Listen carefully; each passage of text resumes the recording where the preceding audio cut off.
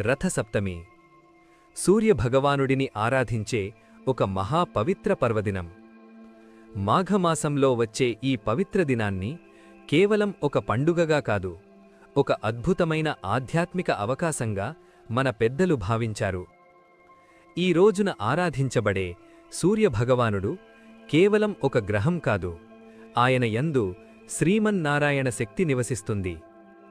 పురాణాల ప్రకారం కశ్యప ప్రజాపతికి అదితిదేవికి జన్మించిన దివ్య తేజస్వి సూర్యభగవానుడు.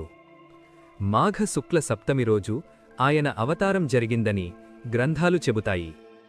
అందుకే ఈ రోజుని సూర్య జయంతిగా కూడా పిలుస్తారు. రథసప్తమి ఒక ముఖ్యమైన ఋతుమార్పుకు సూచన.